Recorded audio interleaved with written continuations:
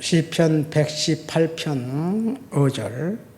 내가 고통 중에 여호와께 부르짖었더니 여호와께서 응답하시고 나를 넓은 곳에 세우셨도다. 여호와는 내 편이시라. 내가 두려워하지 아니하리니 사람이 내게 어찌할까. 여호와께서 내 편이 되사 나를 돕는 자들 중에 계시니 그러므로 나를 미워하는 자들에게 보응하시는 것을 내가 보리로다.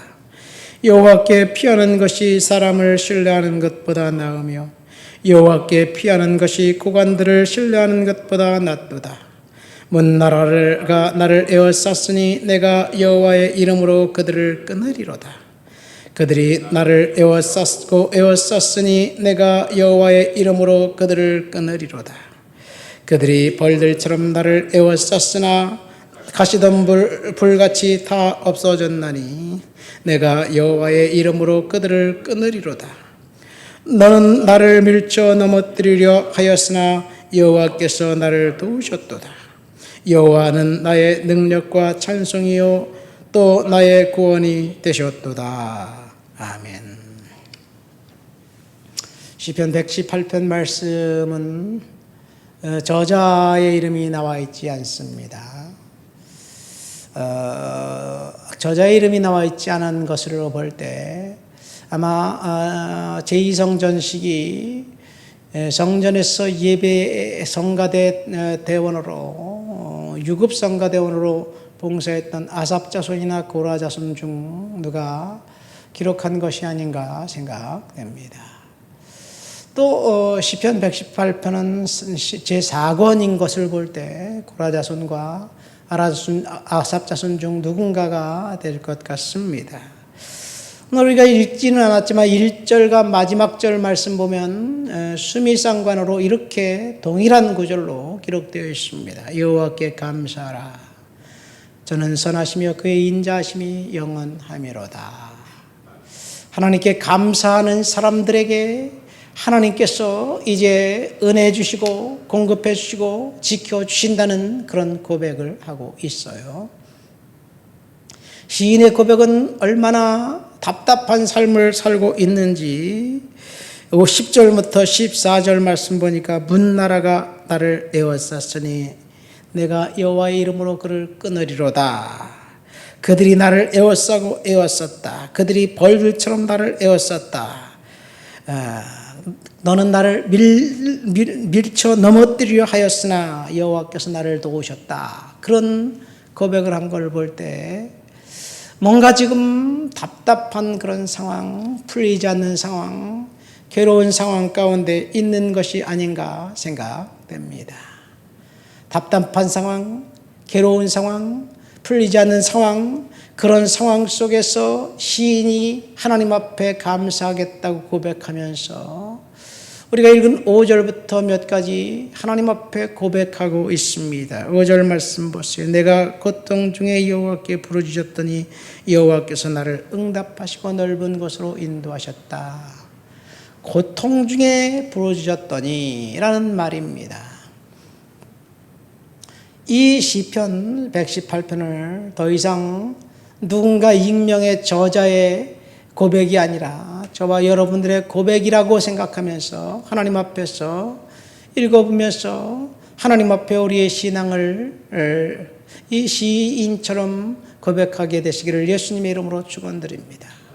지금 어떤 의미에서 우리는 고통 가운데 있습니다.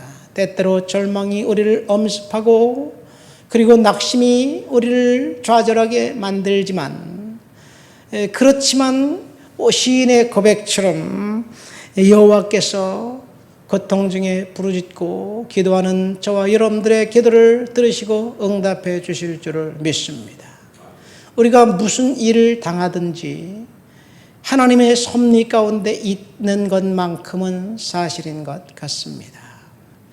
우리가 고난 가운데 있고 역경 가운데 있다면 우리가 이길 수 있고 승리할 수 있기 때문에 하나님께서 허락하시는 거예요. 두 번째, 우리에게 선택의 여지가 없이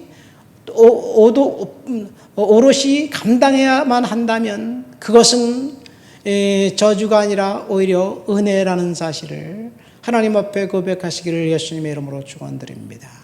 사실은요, 우리에게 옵션이 있을 때, 우리에게 선택의 여지가 있을 때, 내가 이것도 할 수 있고 저것도 할 수 있고 심사숙고하게 결정해서 가장 좋은 길로 선택하는 것 같지만 사실은 거기에 인간의 욕심과 이기심과 자만심이 작동하기 때문에 하나님의 뜻을 거스릴 수 있는 확률이 대단히 높습니다.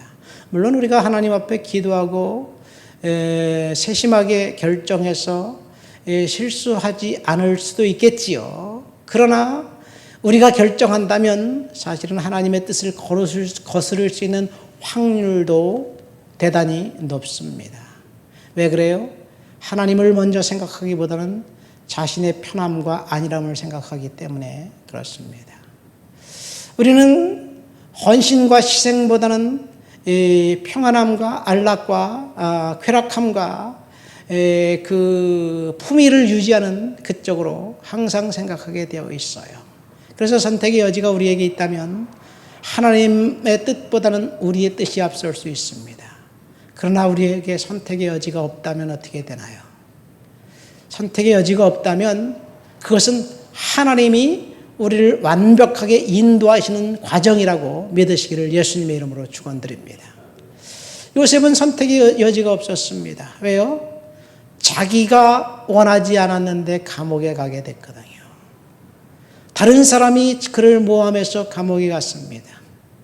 그리고 점점 매일 나빠졌습니다. 그것은 하나님이 그를 그 코너에 몰아넣으셨고 이제 하나님께서 그를 그 애굽의 총리로 쓰실 시간이 가까웠다는 사실을 하나님만 아는 거예요. 그래서 오늘 고통 중에 하나님께 부르짖을 때 하나님께서 반드시 응답하시고 함께 하신다는 사실을 믿으시기를 예수님의 이름으로 축원드립니다. 6절 말씀 보세요. 여호와는 내 편이시다. 그렇게 고백합니다. 여러분, 내가 하나님 편이 되는 게 쉽습니까? 하나님이 내 편이 되는 게 쉽습니까? 똑같죠. 내가 하나님 편이 되나 하나님 내 편이 되나. 그런데 아까 이야기했듯이 내가 하나님 편이 된다는 것은 나의 선택이에요. 그래서 내가 하나님 편이라고 생각했는데 내가 하나님 편이 아니라 다른 것이 거기에 개입될 수 있습니다. 그러나 하나님이 내 편이 되실 때는 100% 하나님께서 나와 함께 하신다는 것. 이것이 축복입니다. 하나님은 내 편이시다. 그래서 8절 말씀 보니까 여호와께 피하는 것이 사람을 신뢰하는 것보다 낫다. 그런 고백을 합니다. 지금 시인은 극심한 고난과 고통 중에 있습니다. 문나라가 에워쌌고 사람들이 에워쌌고 정말 자신의 수족이 결박당하는 것 같은 그런 상황 가운데 있을 때 그럴 때 사람을 의지하지 않고 하나님께 피하겠다. 하나님을 의지하겠다. 이 9절 말씀 보니까 여호와께 피하는 것이 고관들을 신뢰하는 것보다 낫다. 그런 고백을 합니다. 여기서 말하는 고관들은 아마도 돈이나 백이나 여러 가지 인간이 쓸 수 있는 수단이 아닌가 생각됩니다. 여러분, 백 중에서 가장 든든한 백은 하나님이 아닌가 생각됩니다.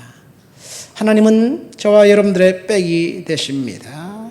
그래서 하나님께 피하시기를 예수님의 이름으로 축원드립니다.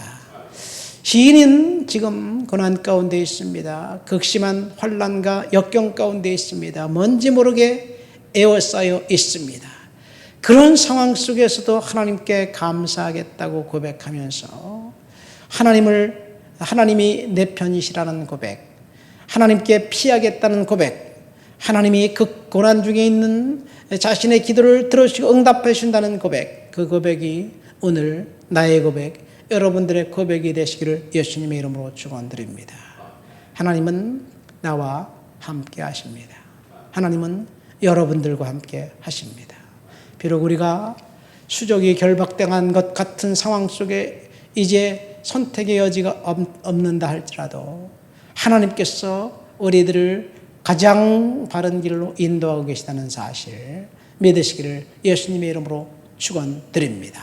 하나님 아버지 감사합니다.